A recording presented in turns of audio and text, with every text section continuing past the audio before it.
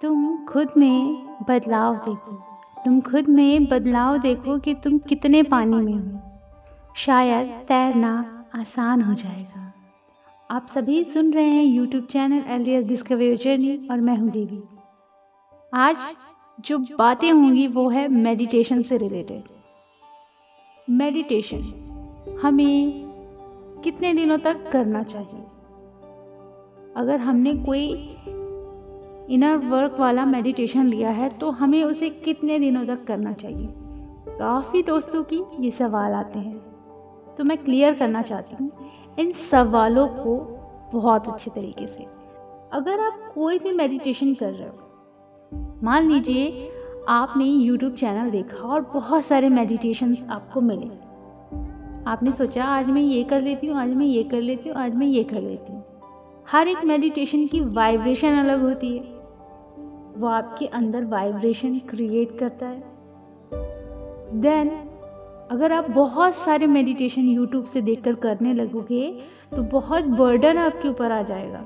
और वाइब्रेशन हर एक मेडिटेशन की अलग होती है, तो काफ़ी हाई वाइब्रेशन आपके अंदर क्रिएट हो सकती है, जिसके चलते हो सकता है कि प्रॉब्लम भी हो जाए, क्योंकि बहुत सारे लोगों को प्रॉब्लम फेस करने को मिली है।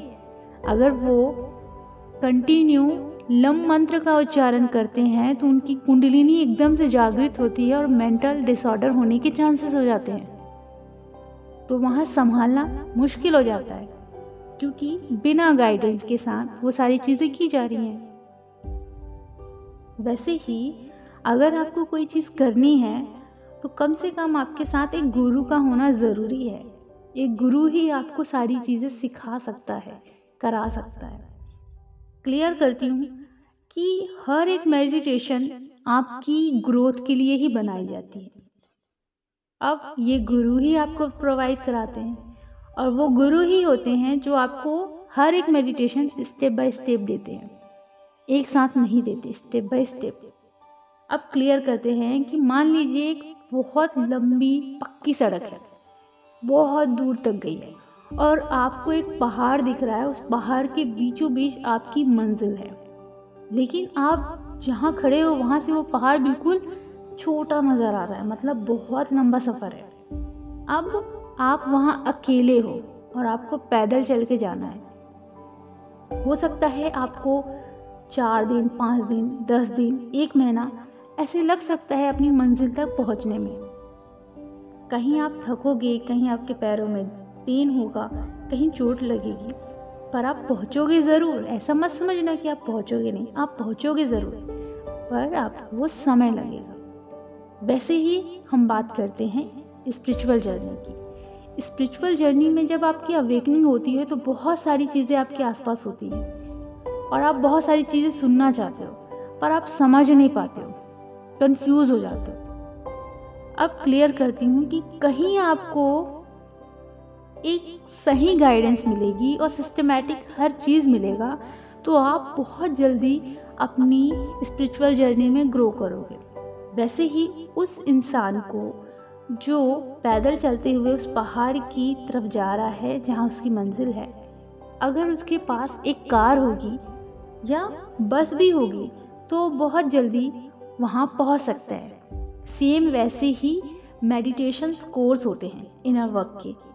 अगर आप उसे करते हो, वो भी सिस्टमैटिक तरीके से, स्टेप बाय स्टेप, तो आप भी अपनी जर्नी को कंप्लीट कर सकते हो। आपको ज़्यादा पेन फेस नहीं करना पड़ेगा, या बहुत सारी चीज़ें जो लोग फेस करते हैं, कभी स्टक हो जाते हैं, कभी बहुत ज़्यादा इम्बैलेंस हो जाते हैं, कभी बहुत ज़्यादा गुस्सा हो जाते हैं, कभी बहुत ज़्यादा परेशान हो जाते हैं, डिप्रेशन में जाने लगते हैं। तो ये सारी चीज़ें एक जर्नी में, इस स्पिरिचुअल जर्नी में जो लोग फेस करते हैं, उनके पास अगर गुरु होते हैं तो वो गुरु उन्हें संभाल लेते हैं। अब उन्हें क्या करना चाहिए, कैसे करना चाहिए, वो उन्हें गाइड करते हैं। इसीलिए गुरु द्वारा जो इनर वर्क प्रोवाइड कराया जाता है वो बहुत अच्छे तरीके से गाइड करके ही उन्हें प्रोवाइड कराया जाता है, और एक एक करके वो ग्रो करते हैं। उन्हें एक साथ हर चीज़ नहीं दी जाती है, क्योंकि जो अपनी जर्नी में अभी फर्स्ट लेवल में है, लेवल 1 में है, उसे बहुत सारी चीज़ों को जानना समझना होगा। पर अगर वो बहुत सारी चीज़ें एक साथ लेने लगेगा तो वो समझ नहीं पाएगा। उसका सबकॉन्शियस माइंड क्या क्या रिकॉर्ड करे, क्या क्या करे, वो तो कंफ्यूज हो जाएगा और वो कहीं ना कहीं डिप्रेशन में भी जाने लगेगा। इसीलिए धीरे धीरे धीरे स्टेप बाय स्टेप आगे बढ़ना होता है। हमें अपनी जर्नी में अपनी इनर ग्रोथ के लिए धीरे धीरे आगे बढ़ना होता है। ये नहीं कि हमें हर चीज़ मिल रही है तो बिल्कुल पकड़ लिया जाए, ठीक है। धीरे धीरे हमें उन चीज़ों पर वर्क करना पड़ता है। क्लियर करते हैं, आपको अगर कोई मेडिटेशन मिला है, आपने एनर्जी एक्सचेंज भी उसकी दी है और आपको वो मेडिटेशन मिला है, तो उस मेडिटेशन की एनर्जी भी अलग होगी। ओके, अब यहाँ हमें अपने अंदर के इश्यूज को भी रिलीज करना होता है, ठीक है। मेडिटेशन की एनर्जी अलग अलग हो सकती है क्योंकि उसे बनाया गया ही अलग तरीके से है। लेकिन यहाँ अगर आप ये सोच रहे होगे कि ये अलग है वो अलग है, मतलब आप हर मेडिटेशन को जज कर रहे हो। क्लियर करना चाहती हूँ कि स्पिरिचुअलिटी में जो लोग आते हैं, रास्ता कैसा भी हो, वो स्पिरिचुअलिटी के ही उस मार्ग में पहुँचेंगे, अर्थात मोक्ष के रास्ते में ही पहुँचेंगे, रास्ता कैसा भी हो, ठीक है। तो अगर आपके अंदर बहुत सारी चीज़ों को लेकर जज करने की आदत है तो ये आपके अंदर का इशू है। अब यहाँ हम बात करते हैं कि हर एक चीज़, हर एक मेडिटेशन आपकी ग्रोथ के लिए होता है। कितने दिनों तक उसे करना है, ये एक्चुअली में आपको समझना होगा। कैसे? एक मेडिटेशन आपके व्यवहार में चेंज लाना शुरू करता है, आपकी सोच में चेंज लाना शुरू करता है, आपकी आदतों में चेंज लाना शुरू करता है, आपको हर चीज़ में चेंजेस नज़र आना शुरू हो जाते हैं, आपका पूरा स्वभाव चेंज हो जाता है। आप कब क्या क्या कर रहे हैं, क्या क्या बोल रहे हैं, आप धीरे धीरे अवेयरनेस में आने लगते हैं। आप अपनी एनर्जी की वैल्यू करने लगते हैं, और जब आप अपनी एनर्जी की वैल्यू करते हो ना, तो आप अपनी और अपने गुरु के भी एनर्जी की वैल्यू करते हैं कि अगर मैंने इतना लिया है उनसे मिनिमम समय, तो मैं इतना ही उनसे लूँगा, ठीक है। तो आप ऐसे एनर्जी की वैल्यू करना शुरू करते हो। फिर क्या होता है कि आप खुद का ख्याल भी रखना शुरू करते हो। जब आप अपना ख्याल नहीं रखते, ध्यान नहीं देते, तो क्या होता है कि कहीं ना कहीं अभी भी आपके अंदर के कुछ ऐसे चक्रास हैं जो कि उनके अंदर के ब्लॉकेजेस हैं जिसको आपने रिलीज़ नहीं किए हैं, ठीक है। तो उसे रिलीज़ करना ज़रूरी होता है। तो आप अपना ख्याल भी रखना शुरू करते हो, फिर आप सबका ख्याल रखना शुरू करते हो। फिर खाने पीने में भी आप सोचते हो क्यों ना मैं अपने डाइजेशन सिस्टम को ठीक रखने के लिए सही खाना खाऊं, तो आप वेजिटेबल्स खाना शुरू करते हो। तो वेजिटेबल में आप सोचते हो कि थोड़ा हल्का फुल्का कोई, जैसे सूप हो या फिर खिचड़ी हो, हल्की चीज़ें खाना शुरू करते हो, क्योंकि आपको अपने डाइजेशन सिस्टम का ख्याल रखना है। क्योंकि वहाँ सोलर पिक्सल चक्र है, वो अगर अच्छे से वर्क करेगा, बैलेंस में रहेगा, तो आप भी ग्रो करेंगे, अंदर से भी और 3D दुनिया से भी। फिर आप हर किसी बहस में नहीं पड़ते, समझने लगते हो कि कहाँ मुझे क्या क्या करना है। आपके अंदर धैर्य आ जाता है। वो धैर्य वाली क्षमता जब आपके अंदर आती है ना, तो किसी भी प्रॉब्लम को आप पहले सोचते हो, समझते हो, लॉजिकली सोचते हो, उसके बाद जाकर आप एक रिएक्शन देते हो। ऐसा नहीं कि बस सुन लिया और क्या हो रहा है, ये है वो है, ऐसा नहीं करते, समझने की कोशिश करते हो, ठीक है। फिर आपको समझ में आता है कि मुझे कहाँ बोलना है। जैसे कि मान लीजिए कि किसी चीज़ में आप बहुत ज़्यादा उतावले हो रहे हो और किसी ने आपको भले ही चिल्ला के ही सही रोक दिया, तो आप हर्ट भले ही हो रहे हो, बट वहाँ आपकी जो अवेयरनेस है यहाँ जा रही है कि ज़रूर इसमें भी कुछ छुपा हुआ है, इसमें भी मुझे लर्निंग लेनी है। आपका जो माइंड है, इनफैक्ट आप खुद एक लर्निंग फेज में आगे बढ़ने लगते हो, मतलब आप सीखना शुरू करते हो हर एक पॉइंट में। तो वहाँ भी आप सीखते हो कि अगर इसने मुझे रोका तो क्यों रोका, ठीक है, और रोका तो मुझे इससे क्या सीखना है, तो ये सीखते हो। तो आपको यूनिवर्स हर पॉइंट पे सिखाने की कोशिश करते हो, तो आप सीखते जाते हो। अब क्लियर करते हैं, और आप सही बोलना शुरू करते हो। आपका जो थॉट होता है ना, ब्लॉक पड़ा रहता है, आप बोलना शुरू करते हो तो जो बोल रहे हो ना वो सोच समझ कर भी बोलते हो। मेरी कई वीडियो में बहुत कम एडिटिंग मैं करती हूँ, क्योंकि अब मैं बोलने के लिए पूरी तरह से सक्षम हो गई हूँ, क्योंकि जो मैं सोच रही हूँ वो मैं बोल रही हूँ, ऐसा हो रहा है। पहले ऐसा नहीं होता था, जब मैं जो बोलने वाली रहती थी बहुत अटकती थी, तो मुझे एडिटिंग करनी पड़ती थी। लेकिन अब मैं अपने थॉट पर पूरी तरीके से ध्यान देती हूँ, अवेयरनेस में रहती हूँ, जो मुझे बोलना है वो मैं बोल रही हूँ।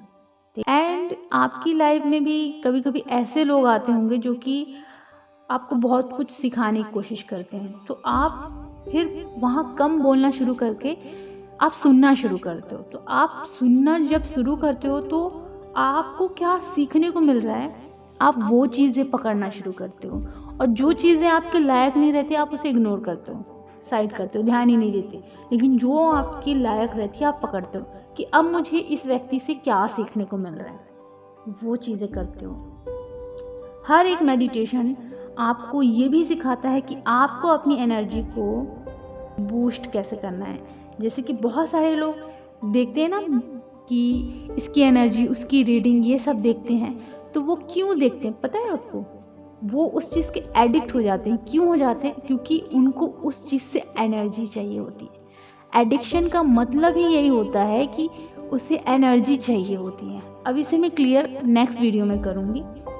फिलहाल बात करते हैं कि जब आप मेडिटेशन करना शुरू करते हो, किसी गुरु से आप एक इनर वर्क लेते हो, स्टेप बाय स्टेप करना शुरू करते हो, तो आप अपनी इनर जर्नी में और अपनी 3D जर्नी में भी ग्रो करने लगते हो। फाइनेंशियली ग्रो होना शुरू हो जाते हो। आप अपनी जर्नी को आप बहुत जल्दी कंप्लीट भी कर सकते हो, क्योंकि ये इनर वर्क मेडिटेशन जो होते हैं आपको बहुत अंदर से हील कर देते हैं।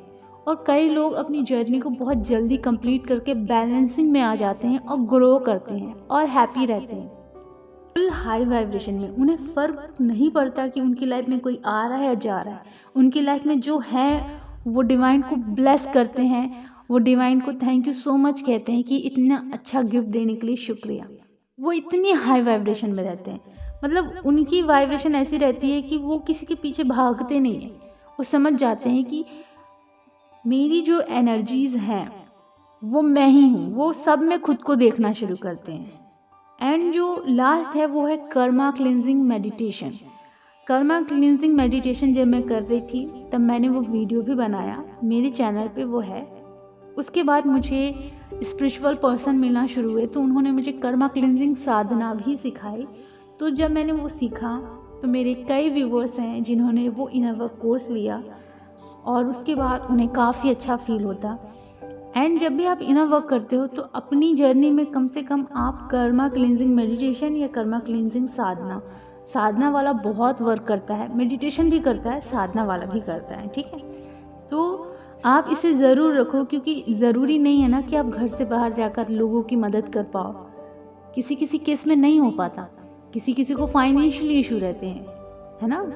तो वहाँ हमें इम्पॉर्टेंट है कर्मा क्लिनजिंग मेडिटेशन या कर्मा क्लिनजिंग साधना की।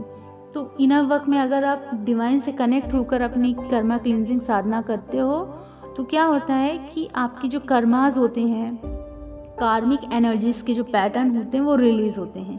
अब ये मत सोचना कि कर्मा क्लिनजिंग में सबसे मतलब हमारे सोलमेट से भी कर्मा क्लीन हो जाएगा, ये है वो, ऐसा नहीं होता। हमारी जो बैड कार्मिक एनर्जीज़ होती हैं ना वो रिलीज़ होती हैं। तो कर्मा क्लिनजिंग मेडिटेशन या कर्मा क्लिनजिंग साधना आप अपने इनर वर्क में ज़रूर रखना, ताकि इसे आप अच्छे से क्लियर कर सको। क्योंकि मेन रहता है कर्मा।